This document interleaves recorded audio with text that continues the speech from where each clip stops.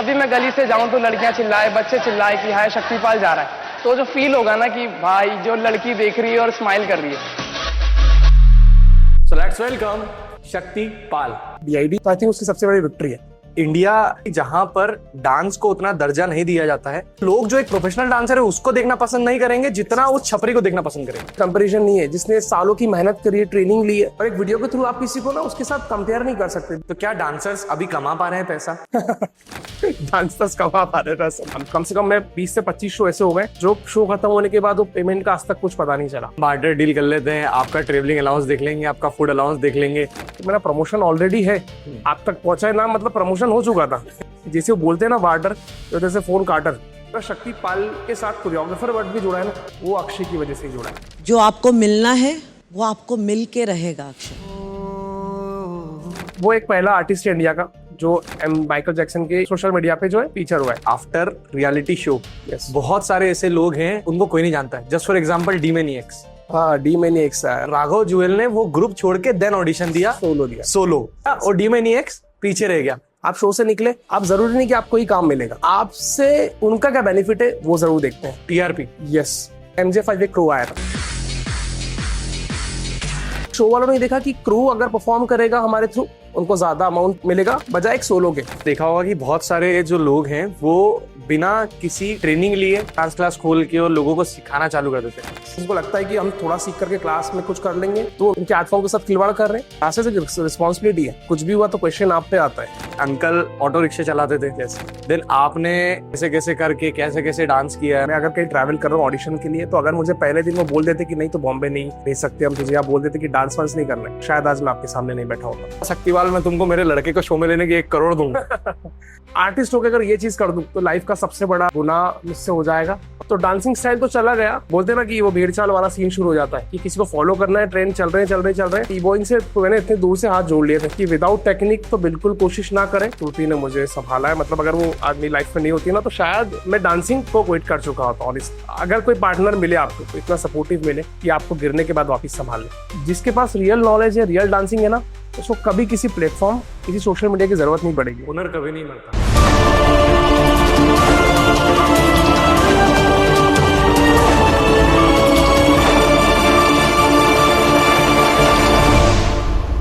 So hello everyone, welcome back to the another exciting podcast। मैं आपका host Himachal और आप देख रहे हैं पॉडकास्ट विद हिमाचल। तो आज के पॉडकास्ट में जो हमारे गेस्ट हैं वो मेरे भी गुरु रह चुके हैं एक समय पे, और आज मैं मतलब मुझे यकीन नहीं हो रहा कि मैं आज उनके सामने बैठ के उन्हीं का पॉडकास्ट ले रहा हूँ। So let's welcome Shaktipal. कैसे हो भैया आप? I'm good। आप कैसे हो? बहुत बहुत धन्यवाद पहले तो मैं बोलना चाहूंगा आने के लिए। Thank you so much. Thank you. शक्ति का पहला क्वेश्चन मेरा आपसे ये है कि आफ्टर DID, जब आपने ऑडिशन दिया था सीजन 4 का, उसके बाद में आपकी लाइफ में क्या क्या चेंजेस आए?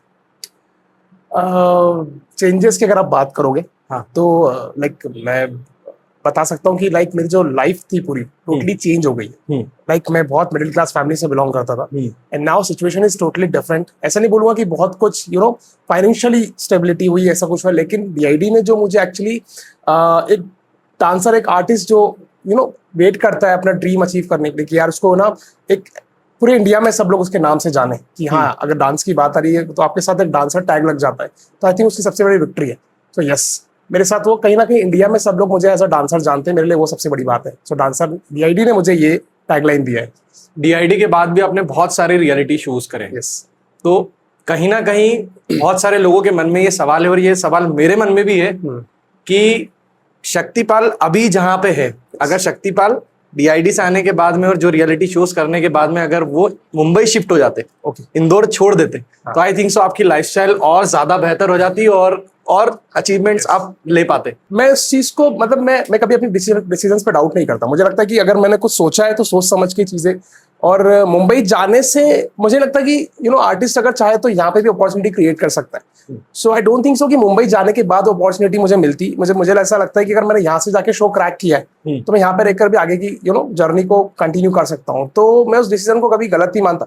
यस, ऑफकोर्स कि मुंबई में अपॉर्चुनिटीज बहुत सारी है, बट मुझे इंडिविजुअली काम करने में ज्यादा शुरू से मतलब मुझे रहा है कि मैं किसी अगर कोरियोग्राफी भी एज अ कोरियोग्राफर बनना है तो मुझे एज अ लीड कोरियोग्राफर बनना है। मतलब मेरी स्टार्टिंग से रहा है कि मुझे जर्नी जो मेरी थी मुझे एज अ सोलो ही अपने आप को दिखा रहा था, तो मैं किसी का अंडर काम करने में थोड़ा सा हेजिटेट करता हूँ, थोड़ा सा अंडर कॉन्फिडेंट फील करता हूँ, टू बी ऑनेस्ट, बिकॉज मुझे ऐसा लगता है कि मेरे अंदर जो पोटेंशियल है, जो काम है, वो मैं सोलो काफी अच्छे से एक्सप्लोर कर सकता हूँ. So I think this is the reason. और एक सोचना ये मेरा है कि इंडिया इज अ कंट्री जहां पर डांस को उतना दर्जा नहीं दिया जाता है. यस. फर्स्ट ऑफ ऑल यहाँ पे जैसे कि जस्ट फॉर एग्जांपल एक प्रोफेशनल डांसर है और उसी के सामने अगर मैं किसी छपरी डांसर को खड़ा कर दूंगा और वो दोनों सोशल मीडिया पे वीडियो अपलोड कर रहे हैं, तो लोग जो एक प्रोफेशनल डांसर है उसको देखना पसंद नहीं करेंगे जितना उस छपरी को देखना पसंद करेंगे. एक्चुअली क्या है ना कि रियलिटी आप भी जानते हो, जब से सोशल मीडिया एकदम बूम हुआ है उसके बाद से चीजें काफी चेंज हुई है.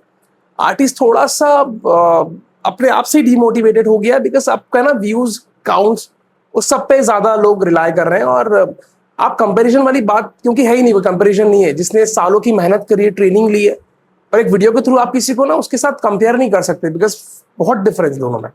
तो ऑफ कोर्स अगर आप मुझे अगर बोलोगे कि यार 2 वीडियोस आप मुझे दिखा रहे हो, तो सेकंड वाला वीडियो देखूंगा ही नहीं, बिकॉज मुझे पता है कि जो प्रोफेशनल डांसर है उसने अपनी जिंदगी दी है, उसने ट्रेनिंग करी है, तो there is no comparison between like दोनों में. So of course real dancing is always like top पे रहेगा मेरे लिए. हाँ भैया, और आपको ऐसा लगता है कि आफ्टर कोविड यस, पहले चीजें बहुत अलग थी, अभी चीजें बहुत अलग है, तो क्या डांसर्स अभी कमा पा रहे हैं पैसा उतना? डांसर्स कमा पा रहे पैसा, नाइस, ये वाला सही था. डांसर्स पैसा, देखो अगर मुझसे आप पूछोगे मेरा पर्सनल एक्सपीरियंस, तो मैंने कभी पैसे कमाने के लिए डांस शुरू नहीं किया था. मेरा स्टार्टिंग से क्लियर था, मुझे अपने आप को पूरे इंडिया में मेरा नाम मुझे देखना था कि हाँ शक्तिपाल, जैसे मैंने आपको बताया रिसेंटली. लेकिन बात करें पैसे की, तो बहुत सारे सोर्सेज आ गए अभी. सोशल मीडिया आई थिंक सबसे बड़ा प्लेटफॉर्म है. हाँ. आप वीडियो पोस्ट करो, आपको यूट्यूब अच्छा पे करता है. बेस्ट एग्जांपल है हिमांशु दुलानी. करेक्ट. 2017 में उसने वीडियो डालना चालू करा था और आज देखो, आज काफी, मतलब ऐसे बहुत सारे डांसर्स हैं हाँ. जो यूट्यूब से, सोशल मीडिया से कमा रहे हैं. वही है कि आप अगर कंटिन्यू कर रहे हो और आपको खुद को अपॉर्चुनिटी क्रिएट करनी पड़ती है. सोशल मीडिया आपको आगे से प्रमोशन नहीं देगा जब तक आप अपने आप को प्रेजेंट नहीं करोगे. तो अगर आप अच्छे से प्रेजेंट कर रहे हो अपने आप को, तो आप अपने एक्सपेक्टेशन से ज्यादा कमा सकते हो. तो डेफिनेटली अगर डांसर पैसा कितना कमा रहा है वो काउंट तो नहीं है मेरे पास, लेकिन अच्छे डांसर तो अच्छा खासा अर्निंग कर रहे हैं जिनको मैं जानता हूँ.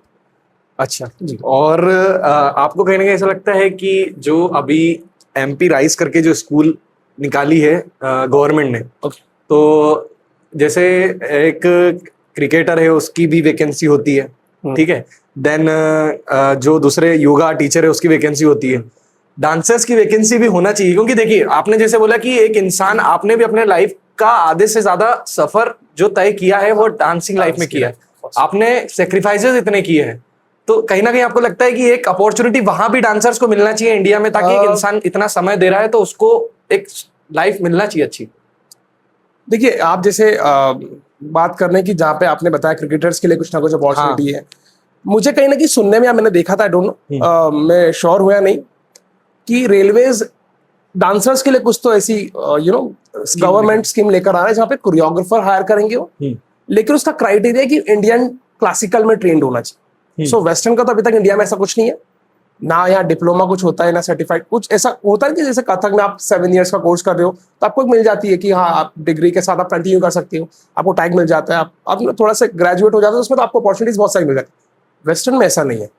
तो अभी भी हिप हॉप डांसर्स जो हैं जो वेस्टर्न फॉर्म कर रहे हैं उनके लिए तो बड़ा डिफिकल्ट है, बहुत डिफिकल्ट है. इंडियन डांसर्स के लिए अपॉर्चुनिटीज फिर भी मिल जाती है, लेकिन वही जैसे मैं आपको बता, रेलवेज ने भी निकाली तो वहाँ क्राइटेरिया था कि ओनली इंडियन. सो वो होना चाहिए ऑफ कोर्स, बिकॉज डांसर्स आप स्टाइल तो डिवाइड हो गए, राइट. इंडियन डांस फॉर्म अलग लेवल पे, वेस्टर्न एक अलग वो है, लेकिन मेहनत दोनों करते हैं. तो मेहनत का जरूर मिलना चाहिए एक आर्टिस्ट को. अगर उसने अपनी लाइफ दे दी है तो एक सिक्योरिटी अगर हो गई तो आई थिंक आने वाले समय में पेरेंट्स भी ज्यादा डाउट नहीं करेंगे, और आर्टिस्ट आई थिंक अपनी लाइफ को अच्छे से सर्वाइव, अपने आप को सर्वाइव कर सकता है इस फील्ड में और आगे लेके जा सकता है. अब जैसे कि आपने ये सारी चीजें बताई, देन अब मेरा सवाल सबसे बड़ा आपसे ये है कि आफ्टर रियलिटी शो बहुत सारे ऐसे लोग हैं जो जिनकी लाइफ का ग्राफ एकदम बूम गया और आज उनको कोई नहीं जानता है. जस्ट फॉर एग्जांपल डीमेनियक्स. हाँ, डीमेनियक्स है ऑफ कोर्स सबकी इंस्पिरेशन. डीमेनियक्स को मतलब राघव जोयल सेम क्रू से है. डीमेनियक्स हम लोग ने बहुत फॉलो किया उनको. डीमेनियक्स और रीजन क्या पता है कि मुझे ऐसा लगता है कि कोई भी आर्टिस्ट अगर किसी भी लाइक सपोज शो में दिखाए, शो में दिखने के बाद उसको कहीं ना कहीं लोगों से कनेक्ट रहना पड़ता है। हाँ। चाहे वो कोरियोग्राफर हो, चाहे वो वीडियोस के थ्रू लोगों तक पहुंच रहा हो। अगर आपने थोड़ा भी गैप करा ना, तो वो आपके लिए आगे जाके बड़ा डिफिकल्ट सिचुएशन क्रिएट कर देता। सो वही है कि अगर आप गायब हुए तो उसका मुझे लगता है कि आर्टिस्ट को मैं थोड़ा सा उस चीज के लिए वो दूंगा जिम्मेदार, कि वो अपने आप को थोड़ा सा कंटिन्यू नहीं रख पाए। रही बात कि मुंबई का थोड़ा सीन अलग है, वो हर किसी को अपॉर्चुनिटी देने के लिए रेडी नहीं रहता है। आप शो से निकले, आप जरूरी नहीं कि आपको ही काम मिलेगा, आपसे उनका क्या बेनिफिट है वो जरूर देखते हैं। टीआरपी। यस। और भी शोज होगा, जैसे अगर मैं बात करूं, MJ5 एक क्रू आया था, MJ5 वो एक शो के विनर थे, इंडिया डांसिंग सुपरस्टार के, उसमें अक्षय रनर अप था। बट शो वालों ने देखा कि क्रू अगर परफॉर्म करेगा हमारे थ्रू, उनको ज्यादा अमाउंट पे मिलेगा बजाय एक सोलो के, राइट। सो उनके लिए क्रू पिक करना बहुत ईजी हो गया था, बिकॉज अगर किसी क्लाइंट को बोलेंगे कि लाइक ये 5 मेंबर्स हैं, तो वी चार्ज लाइक हम लोग इतना चार्ज करेंगे। अगर सोलो परफॉर्मर है तो ठीक है, उसको तो कोई भी एक सोलो का जो भी अमाउंट रहेगा, तो उसमें ज्यादा जो कंपनी जो लेके जा रही है उनका ज्यादा बेनिफिट नहीं है। सो ऑफकोर्स कहीं ना कहीं जैसे आप क्रू की डीमेनिक्स की बात कर रहे हो, डीमेनिक्स क्रू में सब डांसर्स होते हैं, नो डाउट, आप सबको जानते हो। लेकिन कहीं ना कहीं क्रू थोड़ा सा वो जो डांसर्स है ना, रिस्पॉन्सिबिलिटी के चक्कर में थोड़ा सा कहीं ना कहीं, जितना मैं उनको जानता हूँ, तो अपॉर्चुनिटी मिली नहीं। उन्होंने थोड़ा कोशिश करा, लेकिन शायद वो इतने एज पे आकर रुक गए। अगर थोड़ा और एफर्ट्स डालते तो मे बी शायद आप उनको रेगुलरली देखते हैं। मुझे जितना पता है इस बारे में, डीमेनिक्स के ग्रुप में सबसे पहले तो राघव जुएल भी उसी में थे। राघव, yes। और देन राघव जुएल ने वो ग्रुप छोड़ के देन ऑडिशन दिया, सोलो। Yes। और फिर वहां से उनका ग्राफ ऊपर गया और डीमेनिक्स पीछे रह गया। फिर डीमेनिक्स ने इंडिविजुअली अपने आप को रिप्रेजेंट करा, जिस शो में राघव जुएल एज अ होस्ट था। तो ये चीज मुझे पता है। देखो वही है, राघव जुएल ना वो बहुत डिफरेंट कैरेक्टर है। वो इतना कॉन्फिडेंट बंदा है, मैंने आज तक नहीं देखा राघव जुएल जैसा। सीजन 3 में हम लोग साथ में थे, मैंने जयपुर से ऑडिशन दिया, राघव दिल्ली से देखे, देन 3rd राउंड दिल्ली। सो हमारा 3rd राउंड साथ में था। वो बंदा इतना चिल था, इतना रिलैक्स था, उसको पता था कि मैं डेफिनेटली ये क्लियर कर दूंगा। मेरे पास है वो किसी के पास नहीं है। कॉन्फिडेंस बहुत मैटर करता है किसी भी फील्ड में, किसी भी आर्टिस्ट के लिए, किसी भी पर्सन के लिए। और राघव इज लाइक कि उसको पता था कि मैं सोलो जितना कर पाऊंगा ना, शायद ग्रुप में इतना मैं हाईलाइट नहीं हो पाऊंगा। सो सेम लाइक राघव ने ग्रुप को छोड़ करके सोलो निकलने की कोशिश करी। और कहीं ना कहीं अगर डीमेनिक्स के डांसर सोलो ट्राई करते, इसमें सौरभ बेंजवाल था, जो मुझे राघव से ज्यादा पसंद था। हाँ। बहुत fine dancer, I think popping introduce उसने करा इंडिया में, बट वो अभी भी कहीं ना कहीं दिख नहीं रहा है ना, सोशल मीडिया पे वीडियो डाल रहा है कुछ नहीं। लेकिन ऐसा नहीं है कि वो डिजर्विंग नहीं था, अगर वो होता तो आज शायद राघव वाले लेवल पे होता। सो वही चीज है कि कहीं ना कहीं थोड़ा सा लक फैक्टर इस पे बोलता हूँ, लेकिन साथ साथ में कंटिन्यूटी रहती है। तो थोड़ा सा राघव कॉन्फिडेंट था, सोलो निकला और वो डीआईडी में दिख गया। और डांसर पुश करते तो शायद आ जाते हैं। अभी आपने जैसे देखा होगा कि बहुत सारे जो लोग हैं वो बिना किसी ट्रेनिंग लिए और ज्यादातर मतलब आप देख लो कि सीखे ना सीखे डांस क्लास खोल के और लोगों को सिखाना चालू कर देते हैं। तो क्या लगता है कि ये ज्यादा समय तक सरवाइव कर पाएंगे कुछ? नहीं। देखो मैं वही, जैसे मुझे 17 ईयर्स हो गए इस फील्ड में। हाँ। मैंने ट्रेनिंग नहीं ली है किसी से। मैं ये नहीं कहता कि आपको ट्रेनिंग लेना जरूरी है, लेकिन साथ साथ में अगर आपने प्रॉपर ट्रेनिंग, आपको जब तक पूरा एक्सपीरियंस नहीं है, अगर आप सोचो कि 1-2 महीने में अगर आप सीख करके क्लास ओपन कर लो, तो ऐसा पॉसिबल नहीं है। और डेफिनेटली सर्वाइव करना इम्पॉसिबल है, बिकॉज हर कोरियोग्राफर इतने सारे लोगों को सिखाता है, ट्रैवल करता है, ऑडिशंस देता है, कॉम्पिटिशन्स करता है, इतने सालों का जो एक्सपीरियंस है वो बटोर करके फिर वो डिलीवर करता है। और वहीं पे वो आए हुए 2-3 महीने के जो बच्चे सीख कर रहे होते हैं, उनको एग्जैक्टली ये भी नहीं पता कि कंपटीशन का प्रोसेस क्या है। तो सर्वाइव करने का तो कोई सवाल ही नहीं उठता। तो जितने भी लोग ये सोचते हैं या फिर इनको लगता है कि हम थोड़ा सीख करके क्लास में कुछ कर लेंगे, तो उनके साथ ही, उनके आर्ट फॉर्म के साथ खिलवाड़ कर रहे हैं, और साथ साथ में उनके साथ भी गलती हो रहा है। उनको आगे जाके रियलाइज होता है, और जितने लोगों ने किया है उनको एक ना एक बार जरूर ये हुआ होगा। तो ये आई थिंक लॉन्ग टर्म के लिए तो आप बिल्कुल नहीं सोच सकते। आप प्रॉपर ट्रेनिंग करें, आप एक्सपीरियंस करें, और जब आपको लगता है उसके बाद भी आप थोड़ा सा रुकें। फिर क्लासेस एक रिस्पॉन्सिबिलिटी है। किसी के पेरेंट अगर भेज रहे हैं ना अपने बच्चे को, तो अमाउंट उनके लिए तो ठीक है, वो सेकेंडरी थिंग है। उनकी होप्स बहुत रहती है, उनके ड्रीम्स रहते हैं। अगर कुछ भी हुआ तो क्वेश्चन आप पे आता है। तो ये रिस्पॉन्सिबिलिटी लेने के लिए आप इतने मेच्योर हो जाओ पहले, उसके बाद आप क्लासेस वगैरह पे स्विच करो। तो ये सर्वाइव करना तो पॉसिबल नहीं है। किसी से भी 2-3 महीने ट्रेनिंग लेके क्लास ओपन करना, आई थिंक ये आइडिया गलत है। अगर आप करना चाहते हैं डेफिनेटली करें, लेकिन उस जिस गुरु के पास सीख रहे हैं उससे पूरी सीख लें, आप उनसे ट्रेनिंग लें, उनसे एक्सपीरियंस शेयर अपना एक्सचेंज करें, उसके बाद आप ये चीज़ कंटिन्यू करें। भैया एक चीज देखा जाए तो इंदौर से एक चीज पूरी खत्म ही हो चुकी है जो मुझे पता है, वो है अंडरग्राउंड जो बैटल होती थी पहले। yes. उसके बाद में जो डांसर्स एक दूसरे को रिप्रेजेंट करते थे, पहले पॉपिंग कल्चर था, हाँ। उस समय आप थे, Yes. रोबी भैया थे और बहुत सारे जो लोग थे, जैसे मैं जानता हूँ जिनको तरुण भारूड जो थे, उसके बाद में जो बलवीर सिंह कुशवाहा, Yes. जिनकी डांस क्लास सबसे ज्यादा थी वोल्केनो नाम से। yes. तो अभी जो कल्चर है कहीं ना कहीं आपको ऐसा लगता है कि पूरा खत्म हो चुका है? कल्चर में वही सोशल मीडिया आने के बाद ना थोड़ा क्या बहुत ज्यादा इम्पैक्ट पड़ा है। जो स्टूडियोज थे, डांस स्टूडियोज, जैसे आपने जिनके नाम लिए वो मेरे भी काफी सीनियर है। हाँ। तरुण बारूद सर का नाम लिया आपने, बलवीर सर का नाम लिया, मैंने उनके ट्रूप पे परफॉर्म किया है। मैं आज भी मुझे याद है, मैं आपको आई थिंक 2010 की बात कर रहा हूँ, मैं उनके साथ एक C21 में परफॉर्म किया था हमने। 150 डांसर्स एक साथ परफॉर्म कर रहे थे, डिफरेंट उस पे फ्लोर्स पे। उनका ऑरा इतना डिफरेंट था जब वॉक करके आते थे, like everyone used to watch, तब वॉक कर रहे कि बलवीर सर निकल के जा रहे हैं। वो उनने एक्चुअली कमाया था अपनी मेहनत से, अपने काम से। और उस टाइम पे सोशल मीडिया इतना नहीं था कि वीडियोस डाल रहे तो फेमस हो रहे हैं। वायरल होना उस समय पे बहुत बड़ा टास्क था। एक ऑडियंस को Yes. ग्रैब करके रखना, एक ऑडियंस को देखना, मतलब इतनी ऑडियंस आपको लाइव देखने आ रही है तो कुछ तो यूनिक होगा तभी लोग देखने आ रहे हैं। ऐसा नहीं कि वीडियो वायरल हो गया तो चलकर आ गए, वो चीज नहीं थी, इतना इजी था ही नहीं। तो उस समय जो क्लासेस पे ना उनको रॉ टैलेंट मिलता था तो बच्चे जाते थे भीड़ में। आई थिंक उनकी क्लासेस पे 500 या 1000 बच्चे स्टूडियो पे आते थे, बहुत बड़ी बात है। आज आपको 50 बच्चे भी किसी स्टूडियो पे नहीं मिलेंगे। हाँ। उनके पास 1000 बच्चे ट्रेनिंग के लिए आते थे। तो आप सोच लो कि अभी और उसमें आप अंदाजा भी नहीं लगा सकते कि कितना चेंजेस हुआ है। लाइक नॉलेज वाइज भी आप सीख लो, देख लो। और स्टूडियो का बहुत बड़ा लॉस हुआ है इस चीज में। कहीं ना कहीं बच्चे अब क्या होते हैं, कोरियोग्राफी यूट्यूब से, सोशल मीडिया से सीखा और उनको लगता है यही चीजें ट्रेंडिंग आया। ट्रेंडिंग की सबसे खराब आदत है कि 2-3 दिन रहता है, वापस वो चीजें डाउन हो जाती है। पर वही चीज है, अगर वो ट्रेनिंग ले रहे होते और जिनने ली ट्रेनिंग वो लंबा चल रहे हैं, तो ये कहीं ना कहीं स्टूडियोज के लिए थोड़ा सा बड़ा लॉस है। अब जैसे आपने बोला कि यूट्यूब से सीखा है, तो कभी आप अभी जाओगे जब ये पॉडकास्ट खत्म करके, तो उस समय तो मैं आपको बता नहीं पाता, उस समय तक मेरा वो वीडियो आप तक पहुंच नहीं पाया था। आपका यूट्यूब पे वीडियो डाला है तुम ही हो। यस। ठीक है। हाँ। तो वो वीडियो देख के मैंने वो डांस, क्योंकि देखिए मैं रहने वाला था सनावद पे, अब सनावद में इतने अच्छा कोई डांसर नहीं था और मुझे सीखना आपसे था। तो वो बहुत समय बाद में वापस आया था, पर वो चीजें ऐसी थी कि मैंने वो चीज देख के फिर उसको यूट्यूब पे डाली। तो वो चीज यूट्यूब पे अभी देखा जाए तो अगर कोई इंसान कर रहा है तो फिर उसका जो फ्यूचर है वो बढ़िया है। करेक्ट। अदरवाइज तो फिर दूसरे लोग जो है, देखा आपने जैसे बताया कि ग्राफ जिनका भी खत्म ही हो चुका है। और एक समय आपने एक शो भी किया था तांडव नाम से। यस। तो उसमें आप एज ए जज थे। तो मैं जानना ये चाहता हूँ कि आने वाले समय में कुछ ऐसा कुछ हमको देखने को मिलेगा? पहले तो मैं आपके वीडियो पे आता हूँ। मुझे ये नहीं पता था आपने वीडियो बनाया, डाला भी है, बड़ी खुशी हुई जान करके। तुम ही हो 2013-14 के आसपास का वीडियो, मैंने तांडव जज किया था और उसी दौरान ये शूट किया था हमने। खंडर में था एक। यस, बेसमेंट वाले एरिया में कार की लाइट वाइट ऑन करके सेटअप किया था। और उस समय वो गाना बहुत हाइप पे था और तुम ही हो like one of my favourite. हाँ, तो हमें वो मुझमें से शूट करना था। तो तांडव की जो टीम थी उन लोगों ने मुझे शूट करके दिया था वो गाना कि सर आप जज कर रहे हो हमारे शो में, तो हम आपके लिए कुछ शूट करना चाहते हैं। तो मैंने बोला ग्रेट आइडिया, शूट करते हैं। कोरियोग्राफी लेकर रेडी हुआ, काफी लोगों ने पसंद किया, जैसे आपने बताया आपने सीखा कोरियोग्राफी, बड़ी खुशी हुई जान करके। और वीडियो देखूंगा मैं जा करके।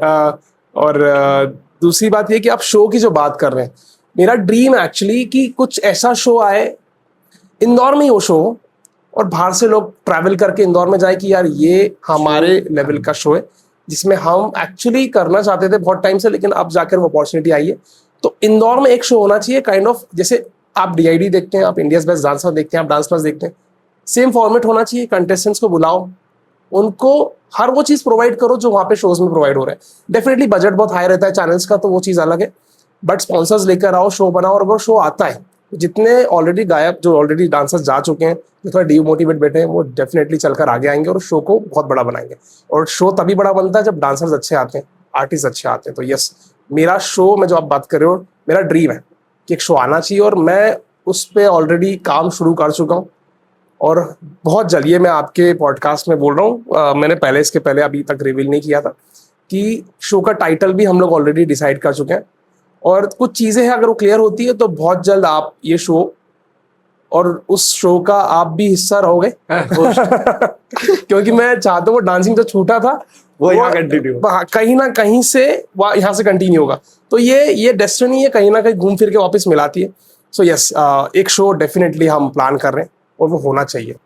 तो भैया मैं एक चीज ये भी जानना चाहता हूँ कि जो डांसर्स की लाइफ होती है, जैसे एक डांसर आपका, तो जैसे मुझे जहाँ तक पता है कि जैसे अंकल ऑटो रिक्शा चलाते थे, देन आपने कहाँ कहाँ से कैसे कैसे करके कैसे कैसे डांस किया है, मतलब लोग जाके कहीं पे भी, मतलब नॉर्मली गणेश जी पे, फिर ये सब चीजें थोड़ा बताइए, मुझे जानना है क्योंकि मुझे पता है बट मैं आपसे जानना चाहता हूँ।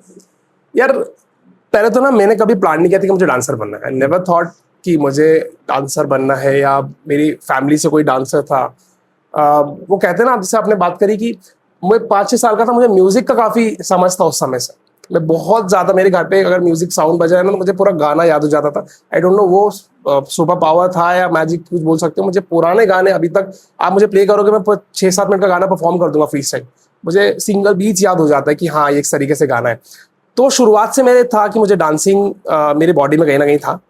आसपास ना गणेश जी के प्रोग्राम या नवरात्रि में परफॉर्मेंसेस होते हैं, मुझे सोलो में देखता था सबको करते हुए। वहाँ पे फेमस डांसर्स थे कुछ 2-3, जहाँ पे मैं मऊ में रहता था। उनको देख करके मुझे ऐसा लगता था कि यार जब मैं थोड़ा बड़ा होऊंगा तो मैं डेफिनेटली, मेरा कोई ऐसा नहीं था, DID वगैरह कुछ आया नहीं था उस समय, तो देख करके यहाँ परफॉर्म करना है बस।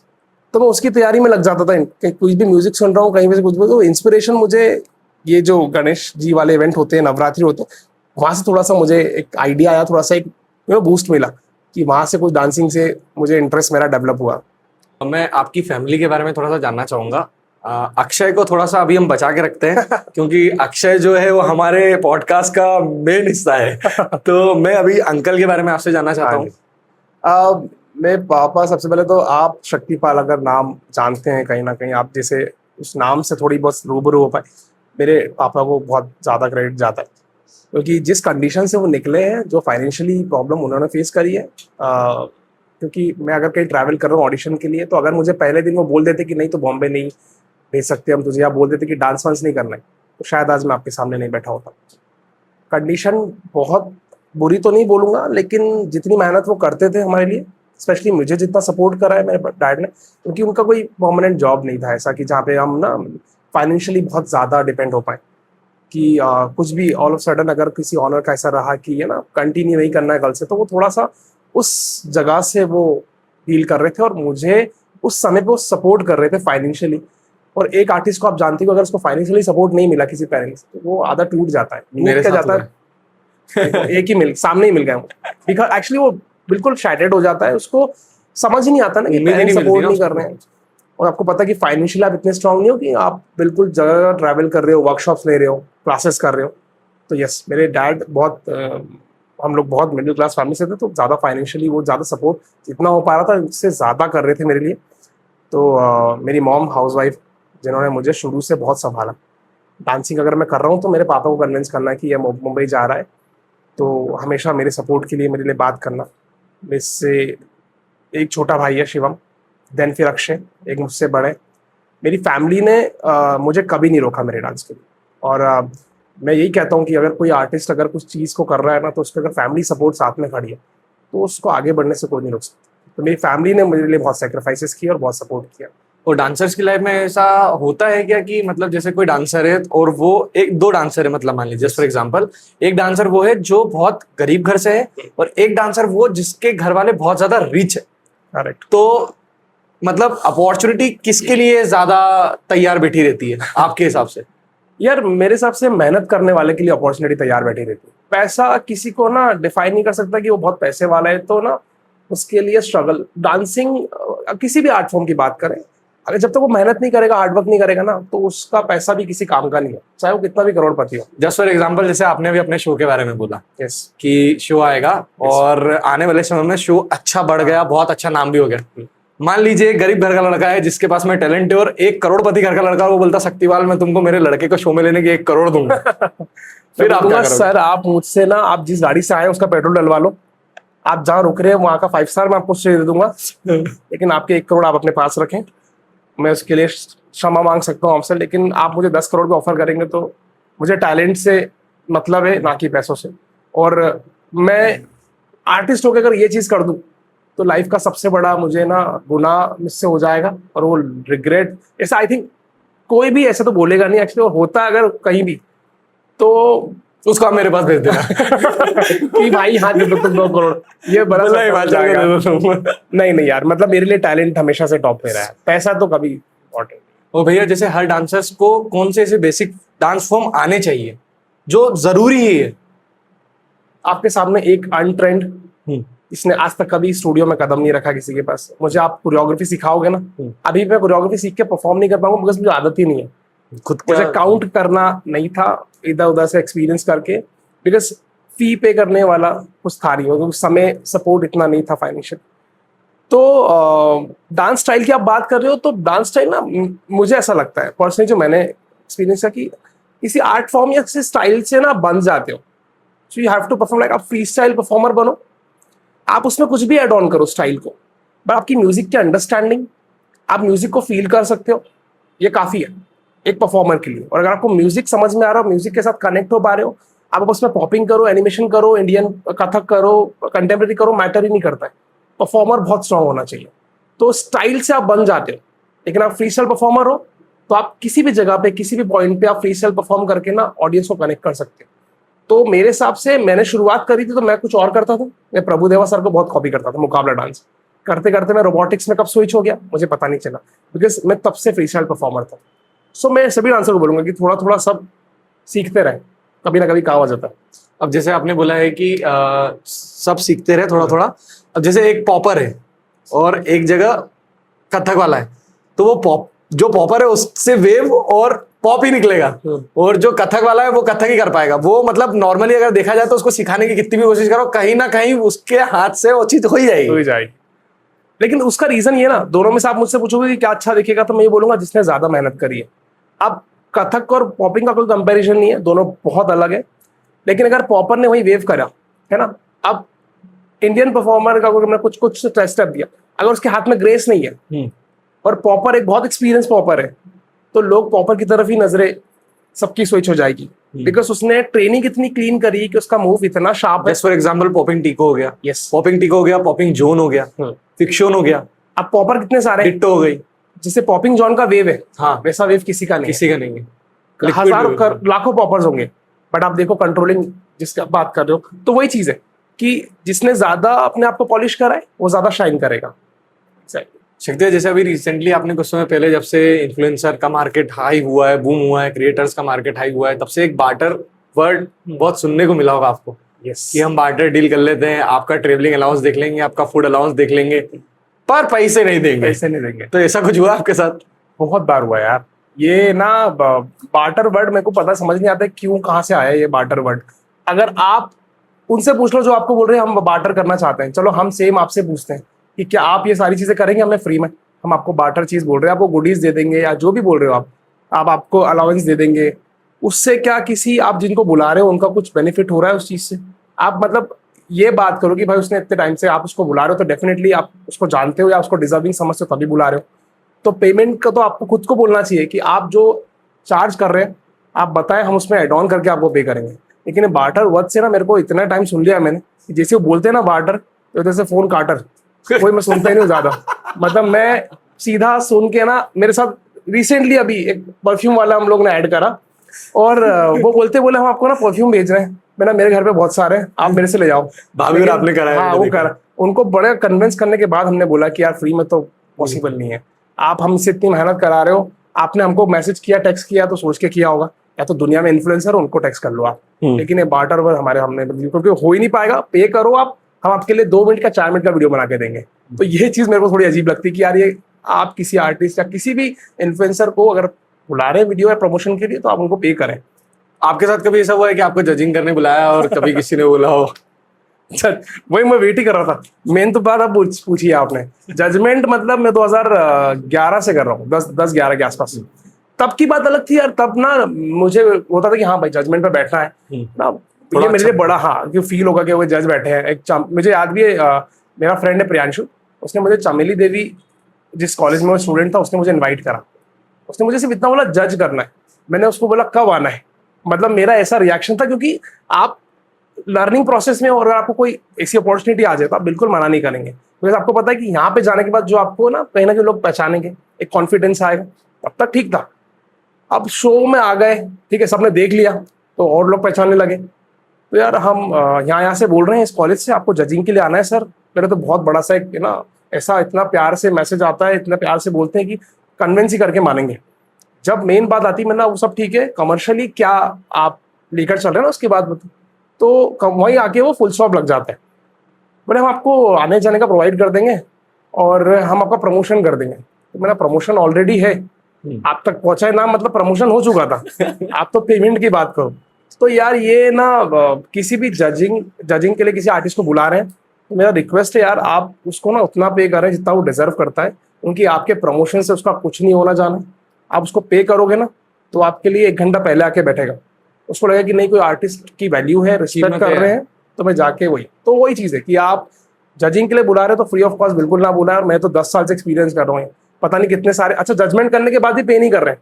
सर आप होटल पहुंचेंगे, आपको एडवांस दे देते हैं, आप जैसे शो खत्म होगा उसके पहले आपको अमाउंट हो जाएगा। अब कम से कम मैं 20 से 25 शो ऐसे हो गए जो शो खत्म होने के बाद वो पेमेंट का आज तक कुछ पता नहीं चला।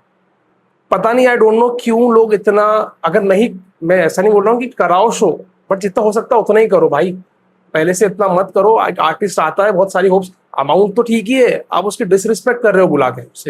आपको लग रहा है कि बहुत लाइटली आ जाएगा, उसको नहीं देंगे कोई फर्क नहीं पड़ेगा, ऐसा नहीं होता। हालांकि मैंने किसी को जवाब नहीं दिया, मैं कभी के पीछे भागा कि मुझे नहीं, भाई ठीक है कोई बात, तूने अपने हिसाब से चीजें कर ली। इवन डीमिनेक्स को बुलाया था इंदौर में किसी ने, मेरे थ्रू बुक हुए थे वो, यहाँ से उज्जैन गए बेचारे, पहले मेरे घर आए, उज्जैन गए, उनसे जजिंग करवा ली। सिर्फ मैंने बोला हाँ ये रील वायरल होगी तो डीमिनेक्स को इस रील में कमेंट करके बताना है। यस यस, और वो मेरे घर पे बैठे और मुझे कॉल कर रहे हैं, शक्ति यार तूने बोला था, उनको बोला था ना भाई मैं बात कर रहा हूँ।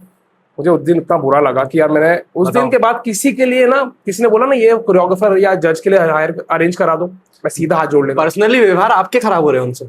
आप सोचो कि वो, खैर वो तो बहुत अच्छे लोग हैं, उन लोगों ने मुझे कुछ बोला ही नहीं, उन्होंने बोला ठीक है शक्ति यार तेरा फॉल्ट नहीं है, बट मैं उन लोगों को बोलना चाहूंगा ये 10 साल पुरानी बात है। वो बेचारे आए, उनका टिकट्स वो खुद बुक करके गए, बताओ लोग, मतलब इस, और ये आयुष जो शो की बात कर रहे हो आईडीएस, उस शो से आए थे वो लोग, और इस आर्टिस्ट के साथ अगर ऐसा हो रहा तो मैंने बोला यार बड़े मतलब खराब लोग यार, ऐसा किसी आर्टिस्ट के साथ ना करें, क्योंकि बेचारे वो बहुत ना, उस पर ही उनका फैमिली डिपेंड होता है, उनके फाइनेंशियली चीज़ें बहुत सारी चल रही होती है, और उनके पास कोई और बेटर ऑप्शंस नहीं होता, बिकॉज यही सारी चीज़ें हैं जो उनको आगे सर्वाइव कराती है। तो ये चीज़ थोड़ा सा मुझे लगता है चेंज होनी चाहिए, अब तो होनी चाहिए। और जो फ्री ऑफ कॉस्ट में जाते हैं ना, उनसे मैं यही कहना चाहता हूँ कि भाई आप ना दूसरों के साथ गलत कर रहे हो, बिकॉज आप चले जाते हो, दूसरों को फिर वैसे काउंट करते हो, जो डिजर्विंग को बेचारा वो भी नहीं पहुंच पाता है उस जगह पे।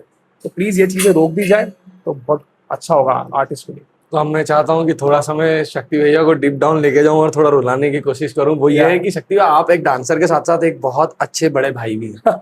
ठीक है, तो अब मैं आपसे ये चीज पूछना चाहता हूँ कि अक्षय को लेके अभी तक आपने बोला होगा कि नहीं मुझे नहीं पता, बट मैं चाहता हूं कि आप आज जो कैमरे में बोलो वो जो हिट करे लोगों को, अगर वो ये सुन रहे हो तो, कि एक जो बड़ा भाई होता है उसके लिए जो छोटा भाई की कीमत क्या होती है, और एक छोटे भाई को उसको कैसे ट्रीट करना चाहिए। मेरे वैसे मैंने बताया, हम 4 भाई हैं। अक्षय से मेरा बॉन्ड शुरुआत से ही पता नहीं क्यों ऐसा था कि मैं उसको थोड़ा ना अलग ही, मतलब उससे मेरा बॉन्ड शुरुआत से, हम डांस सीख रहा था, मैं अकेला कर रहा था तक। अक्षय ने मुझे आके खुद ने बोला कि मुझे भी डांस सिखाओ आप, मुझे भी डांस फील्ड में आगे बढ़ना है। और तब तक मैं ना सोलो ही प्रैक्टिस कर रहा था, तब तक मुझे ऐसा कुछ था नहीं कि मुझे ना अक्षय को ट्रेन करना है या कोरियोग्राफर बनना है। तो अगर शक्ति पाल के साथ कोरियोग्राफर वर्ड भी जुड़ा है ना, वो अक्षय की वजह से जुड़ा है। वो पहला ऐसा स्टूडेंट बोल लो, ऐसा शिष्य मेरे पास आया कि मुझे सीखना है, मैं उसको सिखाया। और उसको सिखाने में जो उसने मुझे हेल्प करा है, कि मैं सिखा तो रहा था, मुझे ट्रेनिंग तो थी नहीं, मैं उसको जो भी सिखा रहा हूँ वो सीख रहा है, और वो इतना अच्छा परफॉर्म कर रहा है कि मुझे कॉन्फिडेंस आ रहा था कि जो सिखा रहा हूँ वो सही है। पर मैं सही नहीं था, ये मुझे पता है, क्योंकि टेक्निकली मुझे था ही नहीं कुछ पता कि क्या सिखाना होता है। मैं जो देख रहा हूँ उसको डिलीवर कर रहा हूँ, और सीखने के बाद कुछ एक्स्ट्रा ऑर्डिनरी क्रिएट कर रहा है, और वो इतना अच्छा कर रहा है कि मैं एक्चुअली प्राउड फील करता था कि यार वो इतना अच्छा डांसिंग कर रहा है इतनी कम एज में, और मैं सिखा रहा हूँ, मतलब मैं कुछ डेफिनेटली अच्छा ही सिखा रहा हूँ। मुझे तो वाली स्टेप पता करना है, वो जो ये करके करता था वो किसने सिखाई थी? वो मैंने क्रिएट, वो मैं बता रहा हूँ आपको। वो मैं ना, मुझे रात को मैं दिन में प्रैक्टिस मुझसे, मतलब शुरू से आधे 12 बजे प्रैक्टिस शुरू हुई, सुबह 5 बजे तक चलेगी प्रैक्टिस, तब तक थक नहीं जाते। तो वहां पे थॉट्स आते थे। एक आर्टिस्ट अगर सच में अगर आप पूछोगे ना कि कौन दिमाग ज्यादा स्पीड से भागता है, तो वो डांसर के लिए तो वो समय ही है, वो हाँ, वो म्यूजिक लगा के ईयरफोन्स लगा के शुरू हो जाता। तो मैं फ्री स्टाइल मूव्स क्रिएट करते रहता था। तो वहां से वो मूव क्रिएट हुआ और अक्षय ने उसको कुछ अलग ही लेवल पे लेके चला गया। तो अक्षय का मेरी लाइफ में इतना इंपॉर्टेंट रोल है कि जिसने अगर अक्षय मेरे पास सीखने नहीं आता तो शायद मैं डांस भी कंटिन्यू नहीं कर रहा हूँ। ये मैं आपको अभी बता रहा हूँ। ये मैंने जो आप बोल रहे हो ना, कभी बोली नहीं, ये मैं आपको बता रहा हूँ। ये चीज अक्षय को भी नहीं पता है।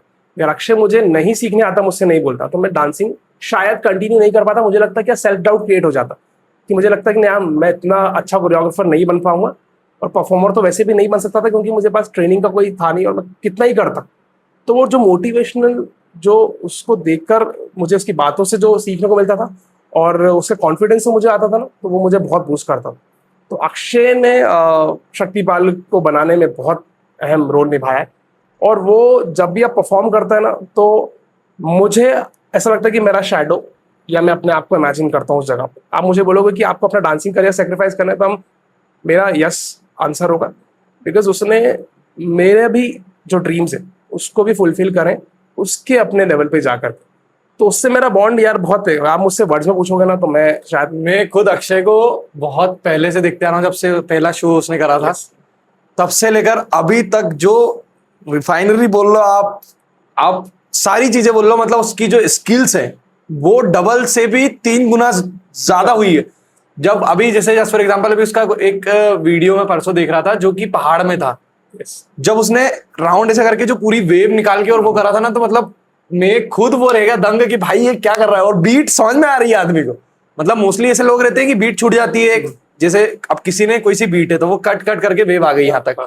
अब यहाँ से कैसे उसको यहाँ तक लेके आनी है, आदमी की यही फंस जाती है।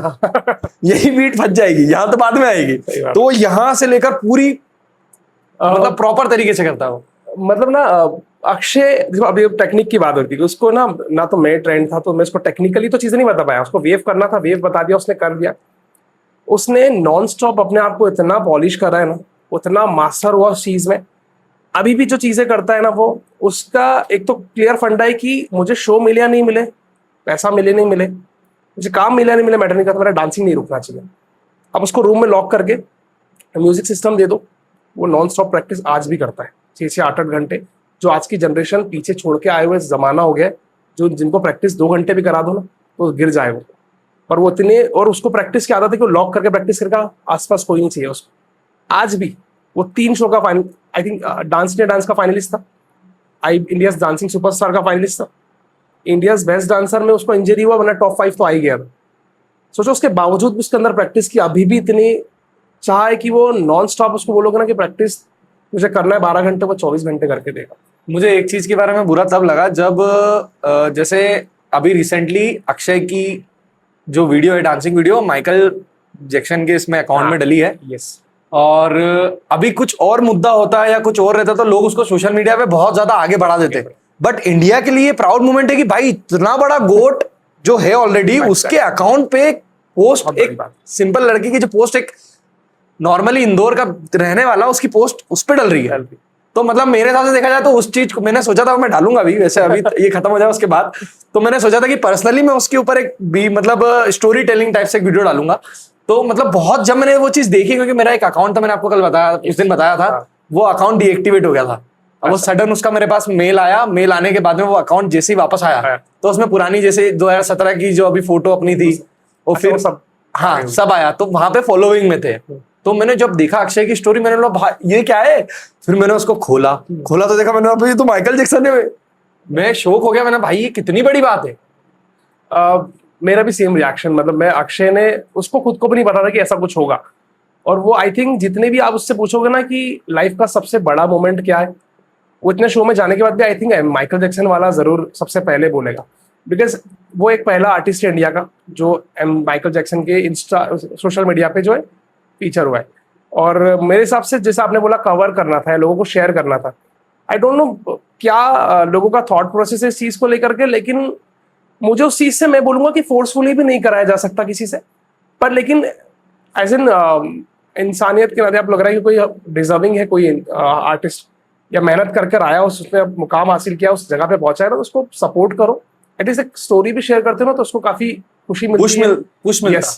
तो वैसा कुछ नहीं हुआ, लेकिन जितने लोग उसको चाहने वाले हैं, जो हमारे टच में ना, उन लोगों ने बहुत प्यार दिया और वो बहुत खुश था। आप उसके कमेंट सेक्शन में देखोगे ना, उसने लिखा, उसको रिप्लाई दे रहा है वो। हाँ, और उसने लिखा है, अपनी फीलिंग्स को शेयर करा है। और अगर आज माइकल जैक्सन होते तो आई थिंक वो टॉपिक इतना बड़ा बन जाता ना, वो पॉइंट इतना बड़ा बन जाता कि शायद, अरे ये देश ऐसा है भैया, और टोली टपरी वाले को आगे बढ़ा सकता है पर एक टैलेंट को आगे नहीं बढ़ा सकता। ये देश हमारा ऐसा है। ये रियलिटी यही है, जो कि बड़ी सैड है, बट हमें एक्सेप्ट करने के अलावा कोई ऑप्शन नहीं है। बट ठीक है, उसको कहीं ना कहीं उसने बोला है कि अच्छा, उसने लिखा, एक के रिप्लाई किया कि मेरा अब लाइफ का हो गया। अब इतने एक सेंटेंस में उसने बहुत बड़ी बात बोल दी। उसने आज तक ये वर्ड यूज नहीं किया कि हाँ, कोई आर्टिस्ट अगर ये बोलते ना कि हाँ ये अचीवमेंट था जो मुझे चाहिए था, मैं सेटिस्फाइड नहीं हूँ, बिकॉज सेटिस्फेक्शन तो कभी चीजें आर्टिस्ट को कभी फील ही नहीं होता है। अगर वो रुक गया, मतलब अपने जोन में आ गया, कंफर्ट जोन में, अब उसका डांसिंग या जो भी फील्ड में है वो रुक जाता है वहां पे आके। उसने वो चीज यूज करी, वहां पे उसको लगा कि नहीं यार, अब लाइफ में मैंने कुछ ऐसा किया है जो मुझे हमेशा खुद पे प्राउड फील कराएगा। तो वो खुश है उस चीज से, और मुझे लगता है कि जिन लोगों ने शेयर करा नहीं करा वो उसके चॉइस है, लेकिन वो बहुत खुश है। और वो देख करके मुझे लग रहा है कि चलो ठीक है, उसने लाइफ में वो करके दिखाया है जो लाखों डांसर्स लाइन में लगे थे नहीं कर पाए, और वो उसने अचीव करा है। सो ये बहुत बड़ी बात है। और मैं एक चीज आपसे ये भी जानता हूँ, जैसे नॉर्मली जो लोग मेरे पॉडकास्ट देखते हैं तो कुछ ना, भले ही वो कंट्रोवर्सी हो जाती है हर बार मेरे पॉडकास्ट में, पर कुछ ना कुछ सीख के जाते हैं। तो मैं आपसे एक चीज ये बताना चाहता हूँ कि, और पूछना भी चाहता हूँ कि अभी कौन से 2026 में से डांस फॉर्म है जो ट्रेंड पे चल रहे हैं? यार डांस फॉर्म स्टाइल तो बिल्कुल वैनिश हो चुका है। आप स्टाइल भूल जाओ, अब ट्रेंडिंग सॉन्ग्स आते हैं, स्टाइल्स नहीं आते। ट्रेंडिंग सॉन्ग्स आते हैं, ट्रेंडिंग कोरियोग्राफी बनती है। अब मैं कुछ एग्जांपल दे रहा हूँ कोरियोग्राफीज के, जो आजकल के छोटे बच्चे बहुत ज्यादा, जैसे अब शेकी शेकी बहुत चला था अभी रिसेंटली, या बादशाह के बहुत सारे गाने आए थे, या कच्चा बादाम आया था, जो भी आया था, और बहुत सारे यार ऐसे। तो है ना, डांसिंग में तो मैं बोलूँगा उसमें डांसिंग कुछ होता ही नहीं है। उसमें कुछ बेसिक हाईलाइट मूव्स होते हैं, वो सब सीख लेते हैं। उसको सीखने के बाद रिपीट पे ही हर कोई इसको फॉलो कर रहा है, तो डांसिंग स्टाइल तो चला गया। एक बोलते हैं ना कि वो भेड़ चाल वाला सीन शुरू हो जाता है कि किसी को फॉलो करना है, ट्रेंड चल रहे हैं, तो वहाँ पे पता है क्या थॉट प्रोसेस से वीडियो बनाते हैं कि हमें उस पर वीडियो वायरल करना है, व्यूज चाहिए और लाइक चाहिए, लोग पसंद करें, वायरल हो, वहाँ तक खत्म हो जाती है। डांसिंग तो आप उसमें ऐड ना करें तो वो ज़्यादा बेहतर होगा, बिकॉज डांसिंग तो लोग करते हैं, लेकिन उससे ज़्यादा लोगों का इंटेंशन कुछ और होता है कि यार डांसिंग के थ्रू हमें है ना फेमस होना है या वायरल स्टेप्स करना है। तो डांसिंग तो देखो स्टाइल तो जा चुके हैं बिल्कुल, अब सिर्फ ट्रेंडिंग सॉन्ग्स ही आते हैं और जाते हैं। सिर्फ डांसिंग स्टाइल होता तो शायद इतनी जल्दी खत्म नहीं होता। बिजनेस अंडरस्टैंडिंग भी होना चाहिए एक जरूरी डांसर में। ऑफकोर्स टैलेंट होगा तभी आप आगे के लिए प्लान कर पाओगे कि मुझे आगे क्या करना है। टैलेंट के थ्रू अपना फाइनेंशियली अपने आप को स्टेबल कर सकते हो, फिर आप बिजनेस में कुछ आइडियाज लगा करके, है ना। आप देखो कि डांसिंग में ऐसा है कि लिमिटेड चीजें हैं, आपको या तो कोरियोग्राफी में एज अ मूवी में एज अ कोरियोग्राफर काम कर लो, या फिर आप वर्कशॉप्स कर लो या क्लासेस। लेकिन क्लासेस और वर्कशॉप ना वो लंबे समय तक नहीं रहता है। जैसे अगर कोई भी आर्टिस्ट है 2 या 3 साल चलता है, उसके बाद उसका ऑलरेडी मार्केट जो है थोड़ा सा डाउन हो जाता है, तो कमाने का वहां से वो नहीं सोच सकता। अब वो है कि वो वहां से कुछ जितना भी उसने कमाया है वो किसी और जगह पे उसको इन्वेस्ट करें। तो अगर किसी आर्टिस्ट या किसी डांसर को स्टेबल होना है फाइनेंशियली, तो वो डांसिंग से निकल करके कुछ और भी चीज में इन्वेस्टमेंट, जैसे जस्ट फॉर एग्जांपल कि लोग सोशल मीडिया पे भी काम करते हैं, तो बहुत सारे पहले बैठ करके आइडियाज क्रिएट करते हैं कि कहाँ से हमें ना अच्छा रेवेन्यू जनरेट होगा, कहाँ से हमारा बेनिफिट है। आर्टिस्ट थोड़े पता है क्या होता है, डांसर स्पेशली, वो इतना अपने आर्ट फॉर्म में डेप्थ में जा चुके हैं तो उनका दिमाग कहीं और चलता ही नहीं है। तो सोचते कि यार अब इसके अलावा तो कुछ ज्यादा दिमाग लगाया नहीं। इनफैक्ट मैं खुद भी अपने आप के बारे में बात करूँ कि अगर किसी और चीज में जाते हैं ना तो ऐसा लगता है यार ब्लैंक हो गए बिल्कुल, एक ही चीज करिए लाइफ में और उसके अलावा कुछ दिमाग चल ही नहीं रहा है। बट मेरा सजेशन ये रहेगा कि डांसिंग के साथ साथ कुछ ऐसी चीज भी करें जो आने वाले आपकी फैमिली के लिए सपोर्ट सिस्टम बनकर निकला गया है और फाइनेंशियली आपको जो है स्ट्रॉन्ग कर दे। डांसर्स के लिए एक डाइट और बॉडी कंडीशनिंग कितनी जरूरी होती है? यार ये सवाल आपने करा है, जो मैं बिल्कुल फॉलो नहीं करता हूँ। जो डाइट देखो डांसर्स के लिए तो ना वो लोग बेचारे ना दिन भर में एक समोसा खा करके लाइफ निकालते हैं, जो एक्चुअल स्ट्रगल कर रहे होते हैं, जो हमने स्ट्रगल किया DID के टाइम पे कितनी लंबी लंबी लाइनें हैं। बहुत यार, मतलब 8-10 लोगों की लाइन खड़ी है, सुबह 6 बजे से लगे हो तो अगले दिन रात को 2 बज रही है, 3 बज रही है, पानी नहीं पीना, हाँ पानी नहीं कुछ पी नहीं रहा। मिलता था। मतलब उस समय इतना, और डांसर डाइट वाइट तो तभी हो पाएगा जब वो, मैं बोल रहा हूँ, पैसा कमा लेगा, फ्री हो जाएगा चीजों से, तो वो डाइट अच्छे से फॉलो कर सकता है, जिम जा सकता है। उस जर्नी में तो डांसर अगर डाइट वाइट की बात करो, क्योंकि मैंने फॉलो नहीं करी तो मैं बोलूंगा नहीं क्योंकि ये खाएं, बिकॉज वो गलत होगा, राइट। तो मेरे हिसाब से तो यार ये चीजें ना डांसर्स के लिए अप्लाई नहीं होती है। स्पोर्ट्स पर्सन जरूर इस चीज पे ध्यान रखें बिकॉज डांसर का मुझसे पूछोगे ना तो यार डाइट वगैरह बहुत इंपॉर्टेंट है, लेकिन वो नहीं कर पाते हैं बेचारे, वो मेहनत में इतने ज्यादा वो हो जाते हैं कि, लेकिन हाँ आप अगर टाइम से नहीं खाओगे उसके नुकसान भी बहुत है। आपको लग रहा है कि मुझे कुछ नहीं होता है, मैं सुबह से कुछ नहीं खाऊंगा, एक एज के बाद में तो प्रॉब्लम सब होता है। यस, मेरे भी कभी कभी घुटने दुखते हैं इतने यंग एज में, मुझे समझ में आता है क्यों दुखते हैं। साइनोवियल फ्लूट के कारण होता यस है। यस यस, हाँ ये देखो आपको पता, आप मतलब थोड़ा फार्मा से होना इसलिए। गाइस ये ध्यान से सुनना, क्या बोला है, क्या बोला आपने, फार्मा से होना, भी फार्मा करा है ना, वो साइनोवियल फ्लूट की कमी के कारण। सेम रिपीट कर देना ये वाला सो यस यार, वो मतलब बहुत जरूरी है डाइट। शक्ति भाई, एक डांसर जो बी बॉयर होते हैं, और जैसे जनरली जो डांसर बी बॉइंग सीख रहा हो या स्टंट करना सीख रहा हो, तो एक इंजुरी होने के बाद में वो इंसान कमबैक कैसे करता है, और वो परेशानी से जो वो जूझ के निकलता है, उस बारे में थोड़ा जानना चाहता हूँ आपसे। पहले बी बॉइंग की जो बात कर रहे हो आप, ब्रेकिंग जो लोग जानते हैं जिसमें स्टंट्स वगैरह पावर मूव्स यूज करते हैं, पहले तो वो विदाउट टेक्निक्स करना थोड़ा सा आई थिंक इम्पॉसिबल ही है, बिकॉज जब तक टेक्निक्स नहीं जानते हो किसी भी मूव के बारे में, आप उसको ट्राई नहीं कर सकते। विदाउट टेक्निक अगर आपने ट्राई करा और वो थोड़ा भी ऊपर नीचे हुआ तो लाइफ टाइम आपको प्रॉब्लम दे सकता है। और अगर एक बार इंजरी हुई आपको सपोज तो आपको उस समय पे इतना प्रॉब्लमेटिक नहीं लगेगा, जब आगे जाके आप जब जैसे जैसे एज बढ़ती है तो उस जगह पे या उस सिचुएशन में आप ना उससे डील नहीं कर पाते हो, जब उसका पेन इतना ज्यादा अलग लेवल पे चले जाता है। जैसे अक्षय को एक बार हम लोग फ्लिप का प्रैक्टिस करा रहे थे, सो विदाउट एनी टेक्निक, जो मैं बात कर रहा हूँ हमें कुछ पता नहीं था, हमने उसको फ्लिप किया और राउंड करके सीधा सर के बल आया जमीन पे, सीमेंटेड पे, और वो कुछ सेकंड्स के लिए बेहोश हो गया, और उसको उठा के पानी वानी पिलाया। थैंक गॉड कि वो चोट ज्यादा, आपको तो दिल एकदम धक धक हो गया, भैया घर वाले मेरे को फोड़ अरे, देंगे। घर वाले ठीक है, पहले तो मैं ये सोच रहा था कि, क्योंकि मैंने ही उसको पुश किया था, राइट, मैंने उसको सपोर्ट करके फेंका, तो मुझे लग रहा था कि यार ये क्या हुआ अचानक से, मतलब मेरे से इतने बड़ा गलती नहीं हो सकती है। तो मैंने उसको ना ठीक, जब वो उसको होश आया तब मुझे थोड़ा सा जान में जान आई, तब तक मेरी हार्ट बीट बहुत फास्ट हो चुकी थी। तो उस दिन के बाद से मुझे ना बी बॉइंग से तो मैंने इतने दूर से हाथ जोड़ लिए थे कि विदाउट टेक्निक तो बिल्कुल कोशिश ना करें, क्योंकि अगर एक बार इंजरी हो गई किसी डांसर को उससे निकल पाना बहुत मुश्किल है।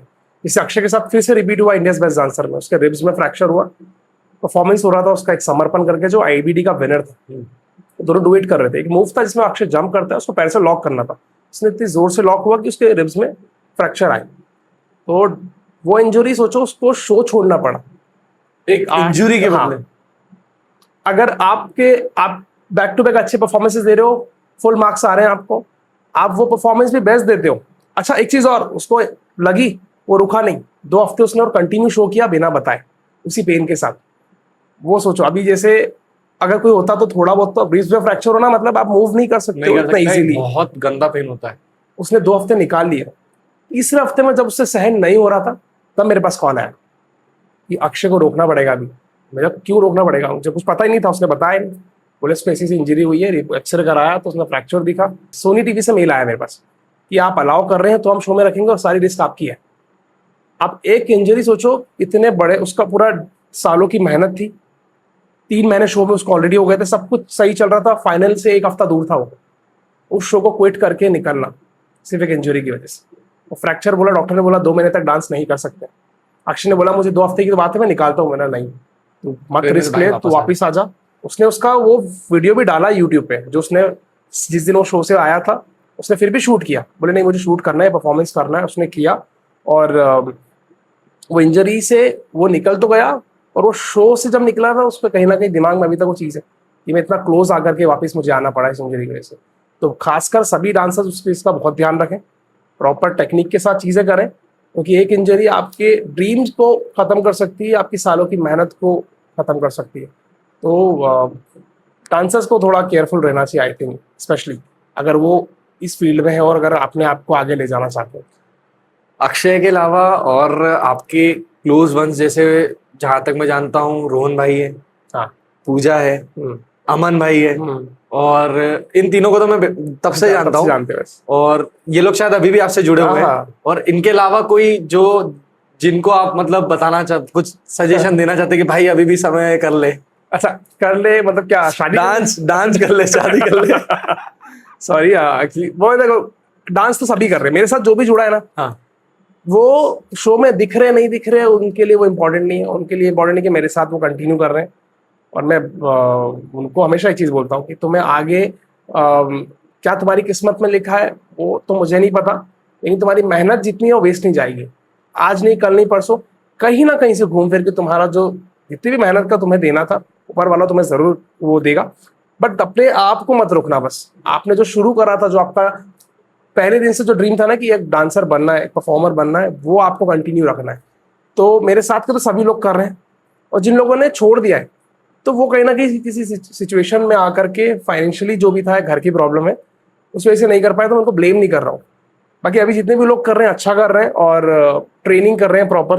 लेकिन जब भी दिखेंगे तो आई थिंक बहुत अच्छे से आप उनको देखोगे शोज में। तो आपने एक चीज बोली थी शो, जब आप डीआईडी में गए थे कि मैं चाहता हूँ कि लड़कियां मेरे आगे पीछे घूमे, तो घूमी थी कि नहीं फिर? यार ये सवाल देखो आपने पूछा है ना, अभी ये मैं आने ही वाला था उस चीज पे कि भाई आप ये पूछ तो रहे, लेकिन ये अपनी रिस्क पे पूछ रहे हैं ना, क्योंकि नहीं, मेरी कोई रिस्क नहीं, मैं तो मुझे- सवाल पूछने वाला, आप अपने रिस्क पे दो जवाब। घर जाना है भाई।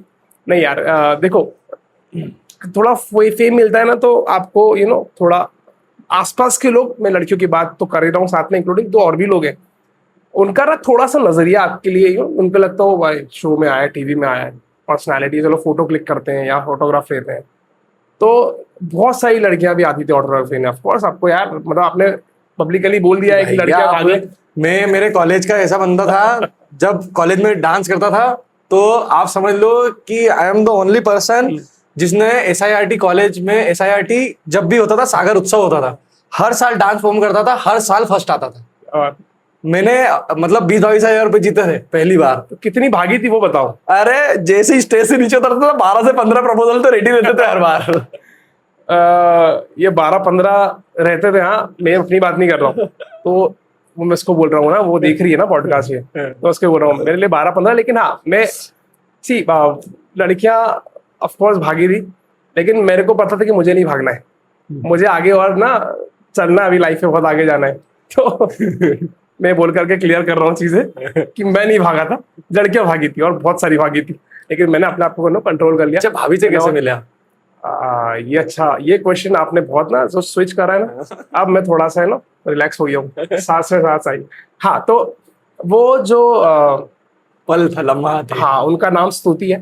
हाँ। वो पहले बहुत अच्छी रोबोटिक्स डांसर, साथ साथ फैशन डिजाइनर है। एक वीडियो भी वायरल हुआ था उनका, बादशाह के गाने पे, मैंने तो ले जा दूर, रेडियो का वो शो होता है। तो उस शो में उनने पार्टिसिपेट किया, वो विनर थी उस शो की। तो जो वीडियो वायरल हुआ था, तो अच्छे उस समय पे जब सोशल मीडिया इतना इंस्टा नहीं था, तब वो मैडम बहुत छा रही थी बिल्कुल सोशल मीडिया पे। तब आपने मैसेज किया था?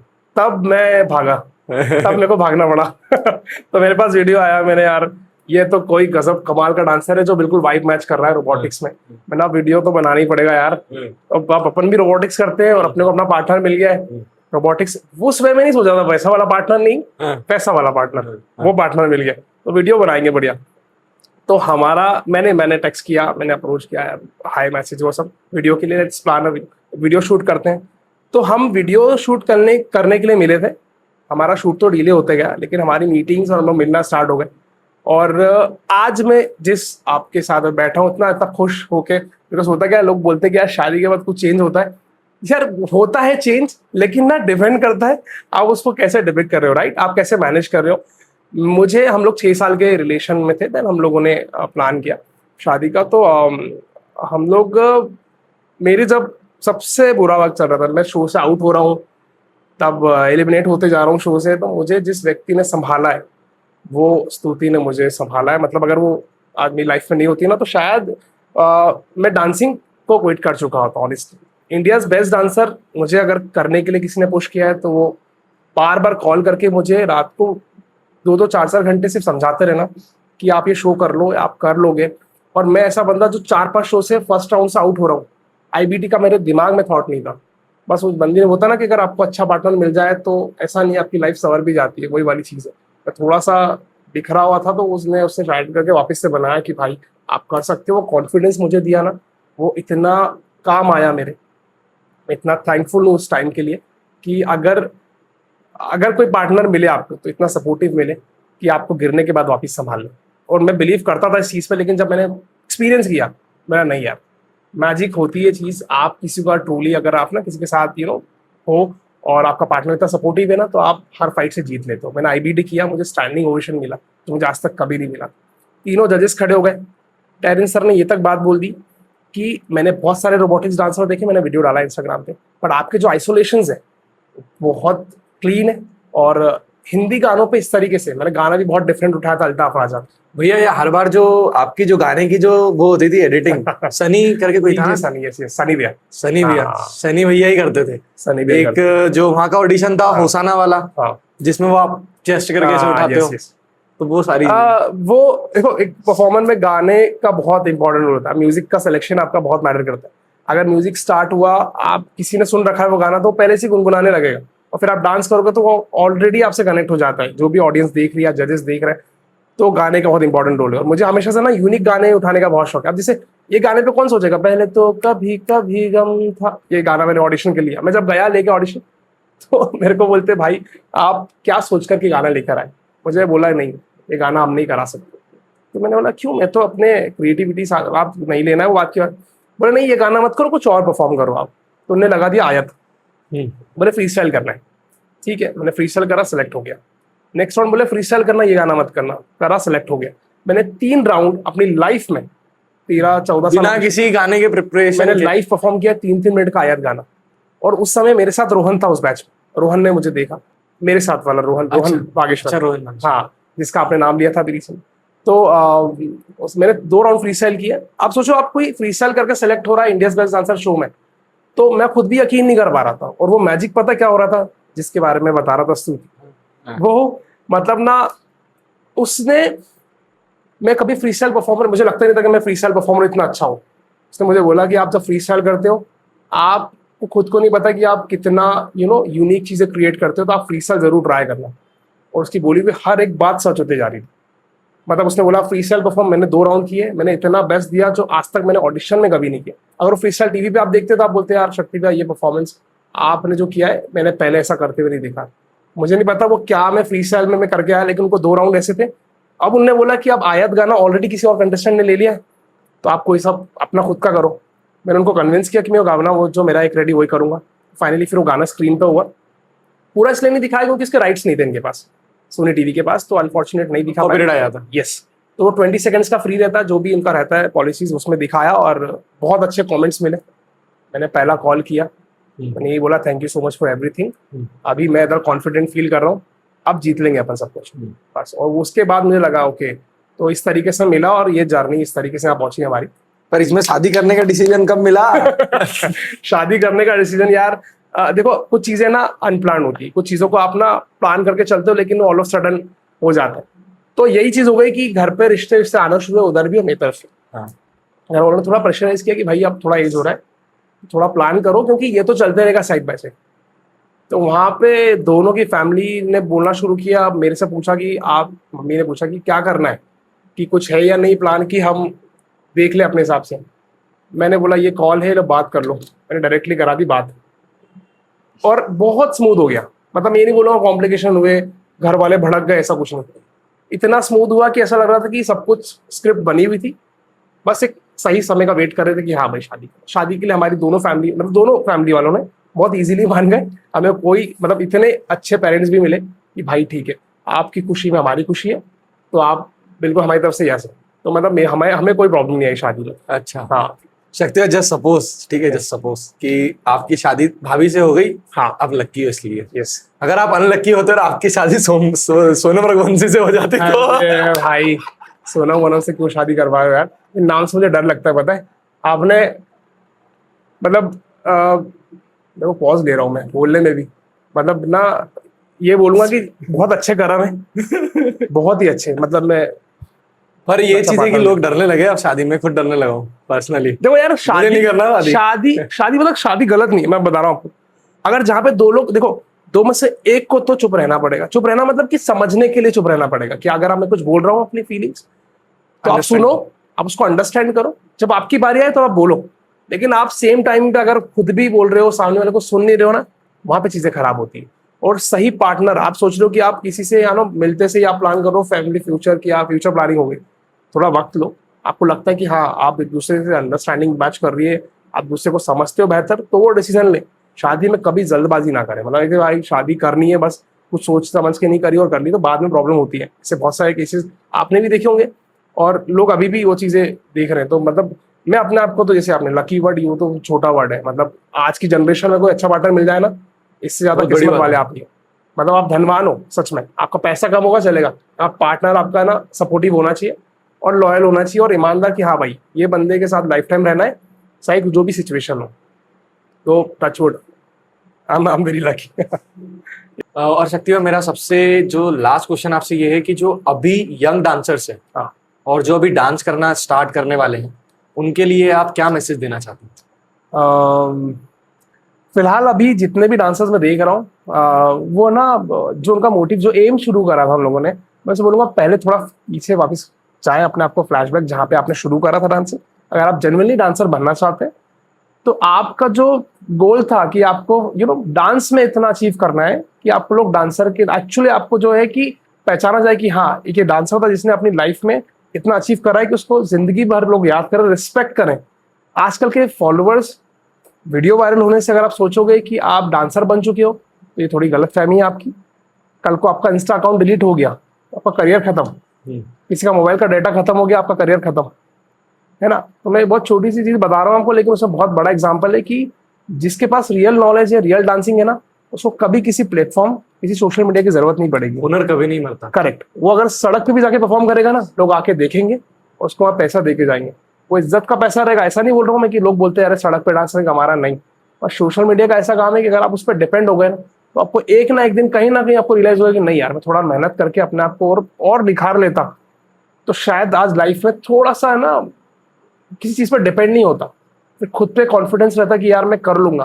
किसी सोशल मीडिया प्लेटफॉर्म की, किसी स्टेज की जरूरत नहीं है। तो अपने आर्ट फॉर्म को इतना पॉलिश करें, मेहनत करें, और जब भी डाउट हो, देखो ये सिचुएशन सबके साथ आती है, आपके साथ इनसिक्योरिटीज होती है, आप कंपैरिजन करते हो, आपको कहीं जगह पे बहुत नेगेटिविटी फील होती है, और ये नेचर है इंसान का, इस सबको फेस करने ये चीज।